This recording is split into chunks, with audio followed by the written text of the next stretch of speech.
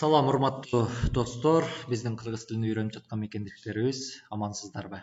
Бүгүнкү сабагыбызда биз сиздерге түстөр жөнүндө маалымат беребиз. Айтор, кайсыл түс кыргыз тилинде кандай аталат, кандай учурларда аларды колдонобуз, мына ушулардын баардыгы жөнүндө бүгүнкү сабагыбыздан жакшы бир маалыматтарды ала аласыздар.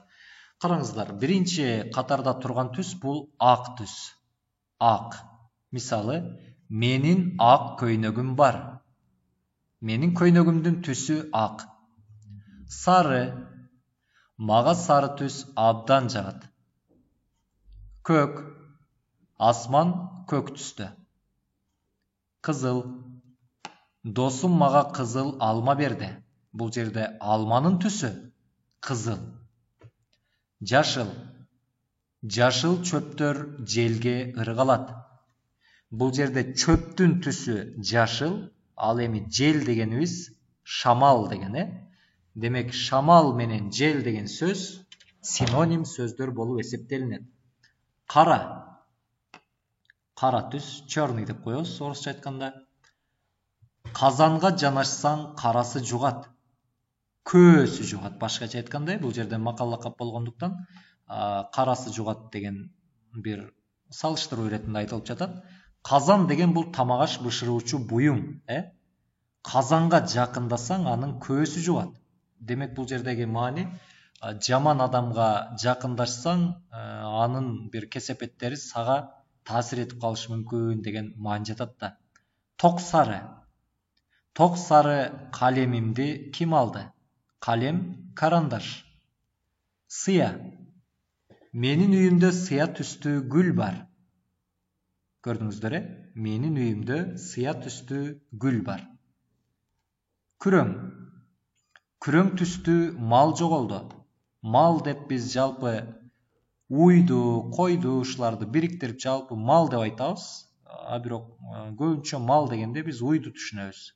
Мисалы, ошол малдын түсү күрөң болуп жатат. Көбүнчө кофе, какао, шоколад, мына ушулардын түсү деле күрөң түстө болот. Боз. Айлана көрүнбөй бозоруп турат. Көбүнчө мындай туман деп түшүнсөк болот. Мына ушул учурларда биз боз деп коебуз, Боз түстө деп коебуз. Келиңиздер, мисалы, бул гүл. Гүл негизги 3 түстөн туруп жатат. Анын жалбырактары жашыл, ортодогу уруктары сары, ал эми гүлдүн желекчелери ак түстө. Көрүп атасыздар, бул гүл 3 түстөн туруп жатат. Дагы да болсо мисал көрөлү. Караңыздар. Бул кофе.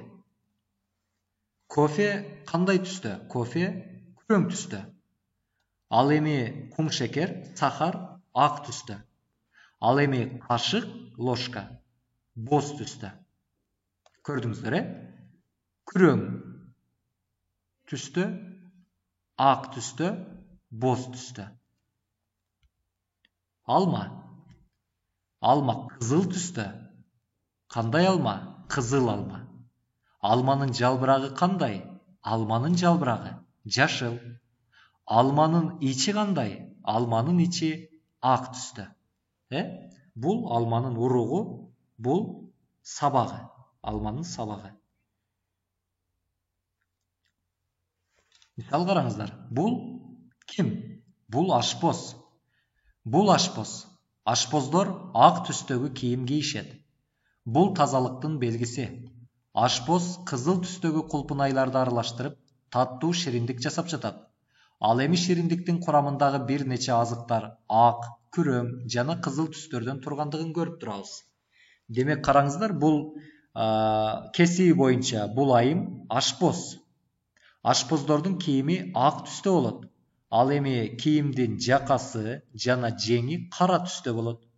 Бул ашпоз азыр ошол кызыл түстөгү кулпунайды аралаштырып, таттуу шириндик жасап жаткан кези. Бул жерде кызыл түстөн сырткары кулпунайдын жалбырактары жашыл, жана күрөң, ак түстөгү дагы түстөрдү көрүп турабыз. Урматтуу биздин достор, ушуну менен биздин бүгүнкү түстөргө арналган сабагыбыз өзүнүн жыйынтыгына келип жетти.